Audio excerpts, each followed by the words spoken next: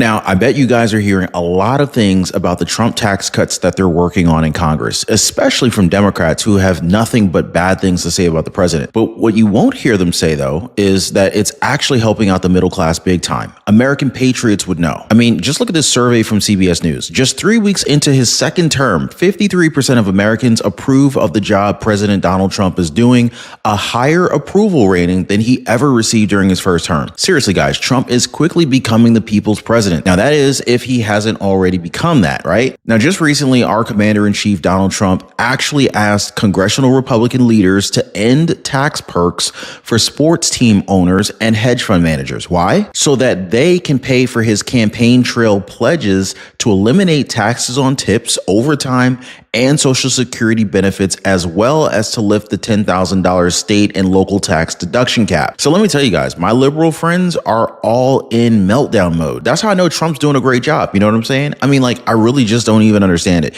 You got moderates like Senator Fetterman who are willing to work with Republicans on common ground policies, and yet the whole party as a whole still chooses to be led by the most out-of-touch members of their caucus. Just a few days ago on CNN, Texas Representative Jasmine Crockett, she said that she's tired of the white tears. Now, this is in response to the very polar anti-DEI measures that the Trump administration has been implementing. Case in point, the whole USAID controversy, right? So Democrats, they're all about defending the very questionable foreign aid. But as Trump put it, the United States foreign aid industry and bureaucracy are not aligned with American interests and in many cases antithetical to American values. 2 weeks later, he blasted the agency for being run by radical lunatics. To hear critics describe it, the President Donald Trump's dismantling of U.S. Agency for International Development is a disaster. But people who have actually worked there for years, they've said that the agency's fate was already sealed ever since under President Barack Obama,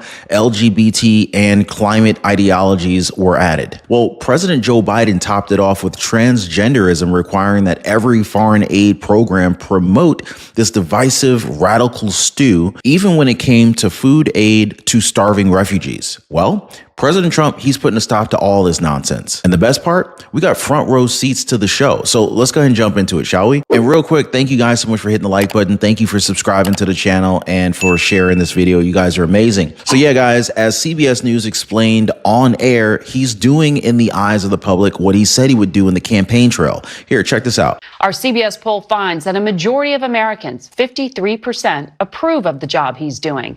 That's a better approval number than he ever reached during his first term in the White House. Joining us with more is our Executive Director of Elections and Surveys, Anthony Salvanto. Good to see you, Anthony. What's driving this? I will keep it simple, Margaret. He is doing, in the eyes of the public, what he said he would do in the campaign. There's political value in that. In fact, 70% of people say he's doing what he promised. That's whether they approve of him or not.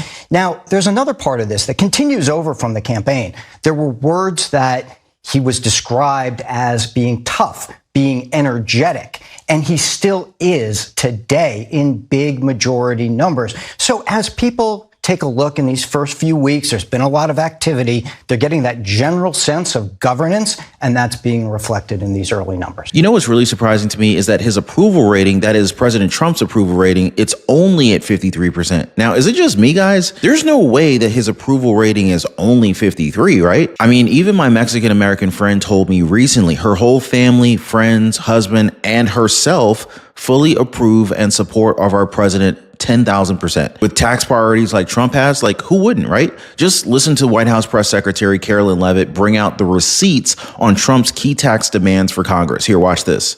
So these are the tax priorities of the Trump administration that the president has laid out for members in that meeting today.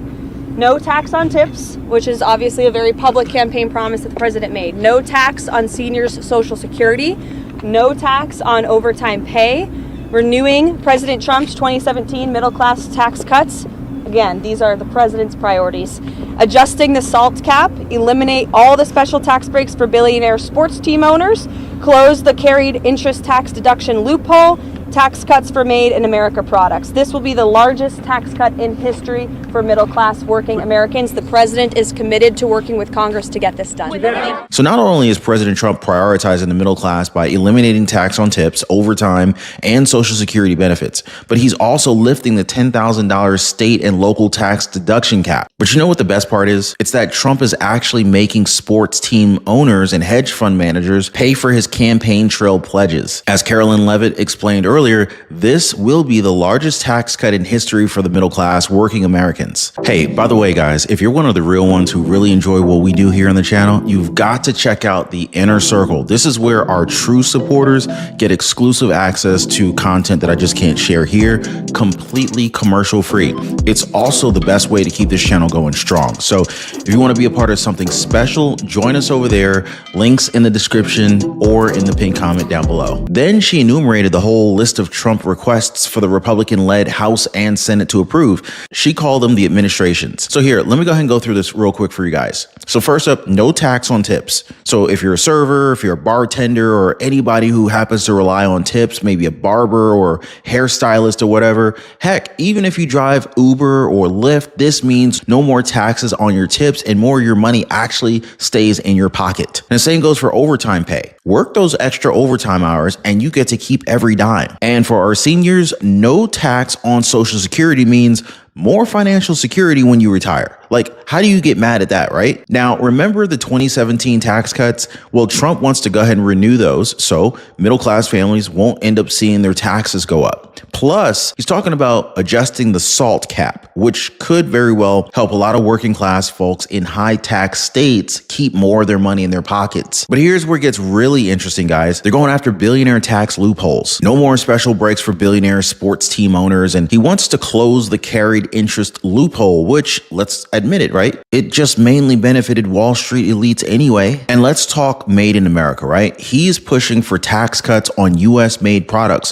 which could boost manufacturing jobs and make American goods more affordable. Bottom line, more money in our pockets, less money going to the IRS, and a stronger economy. Can I get an amen on that one? And the best part, guys, they are working on it as we speak. Trump huddled with lawmakers for more than 5 hours, going so far over schedule that House Speaker Mike Johnson had to cancel a planned meeting with Israeli Prime Minister Benjamin Netanyahu. House Majority Leader Steve Scalise, he shared behind the scenes. He said they got into a lot of detail on what they need to do, both for the budget and for the reconciliation side, and that President Trump was very engaged throughout the entire meeting. So they're, as he described it, they're narrowing down the areas of differences. And just to remind you guys, they're doing this through the reconciliation process. Now, this is basically one big bill fulfilling President Trump's priorities and all without needing Democrats in Congress. So yeah, definitely a power move from the administration. Scalise didn't reveal any major breakthroughs from the Trump meeting, but he did say that they made very serious progress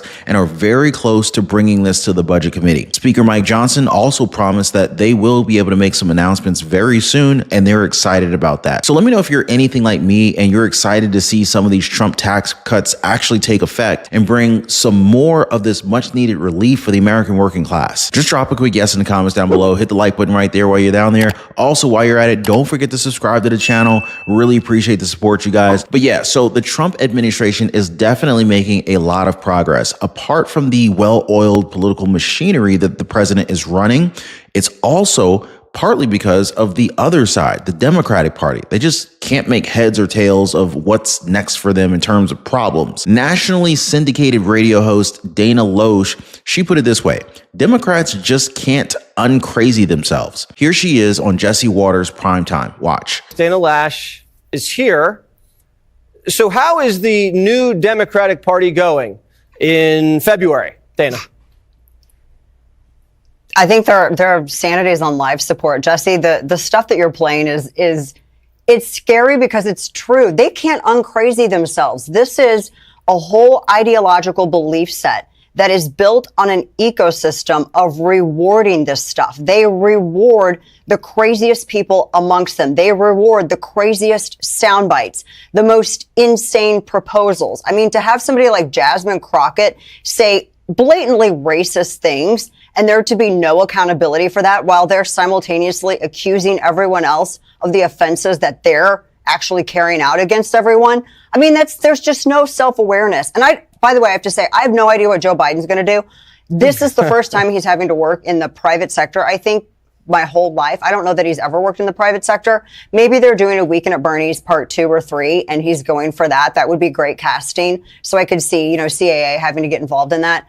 But this party is off the rails. The only way to go for them is down. They're going to have to completely start all over again from scratch, because they're never going to be able to be what they were, like the Kennedy Democrats in the 60s. They're never going to go back to that. The new members won't allow it. I mean, just take a long, hard look at the top voices of the Democratic Party today, right? So you got Texas Representative Jasmine Crockett. She's always reminding everyone that she's a black woman every 35 seconds, as if your eyes might have deceived you, right? She talked about how with DEI, the only people that are crying are the mediocre white boys that have been beaten out by people that historically have had to work so much harder. Now, I don't know about that because, just look at Trump's approval rating. It definitely seems like America's behind the president and his anti-DEI agenda. But Democrats, they just can't help themselves. When they were appointing a new chair to the DNC, they asked the candidates to raise their hand if they believe that racism or misogyny played a role in Kamala Harris's defeat. Every hand went up, including the audience. Now, guys, this is just downright DEI illusional. When they actually somehow persuaded themselves that the most diverse GOP coalition in our lifetimes elected Trump because they are all horrible racists. Now, don't get me wrong, guys. We do have some moderate Democrats who are actually willing to work with some Republicans on common sense policy. But what do they get in return? Oh, a whole lot of crazy rhetoric aimed against them from progressives and their media allies. Senator John Fetterman from Pennsylvania, for one, he's being chastised by his own party for failing to dutifully freak out at the supposed horrors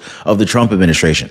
So here's a list that MSNBC put out that Fetterman's acts against the party. Offered positive comments about Trump's goal of acquiring Greenland. Met with Trump at Mar-a-Lago. Joined Trump's Truth Social media platform. Endorsed a presidential pardon for Trump, calling the New York case against the Republicans bullshit. Described Trump as a singular political talent. Met with Kash Patel and seemed reassured that the GOP operative said he wouldn't pursue the names on his enemies list if confirmed as the next FBI director. Co-sponsored the Republicans' Laken Riley Act. Do you see the problem with these people? Perfectly normal lawmaker things to do, but the way Democrats describe it, it's almost like Fetterman is committing treason against the party. It's not just Fetterman. Representative Richie Torres and Pennsylvania Governor Josh Shapiro and even New York City Mayor Eric Adams have come to realize that most Americans, they want compromise. They want sound policies from Democrats, not a constant struggle session about the evils of Trump. But hey, if the majority of the party continues down this track of increasingly unpopular addiction to identity politics, well,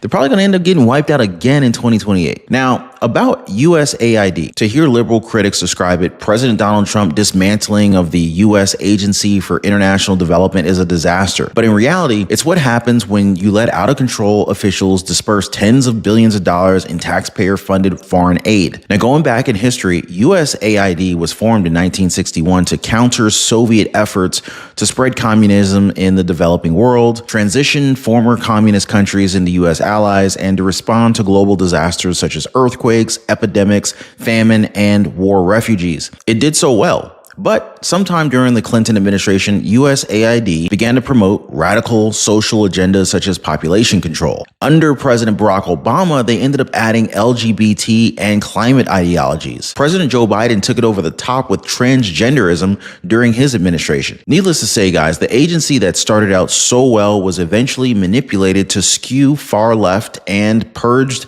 any conservatives and independents in its ranks. In short, USAID no longer represented America nor its values. Congress Republicans tried looking into it, but they just burned their bridges and refused any kind of oversight over the practices. In 2023, Senator Jody Ernst demanded to know the overhead charges of organizations and companies to see if they were overcharging taxpayers to carry out USAID programs. She was repeatedly stonewalled and her staff threatened. Eventually, she found out that half of aid funds was spent on overhead. A government audit the following year found that USAID could not account for overhead charges of over $142.5 billion in awards, billion with a B, In short, progressives were using USAID as this massive financial boon for their personal interests, all while ordinary Americans struggle to pay their bills. I don't know about you, but this straight up burns my ass. Now, Secretary of State Marco Rubio, he's coming in to separate the wheat from the chaff. Basically, he's going to preserve their foreign aid programs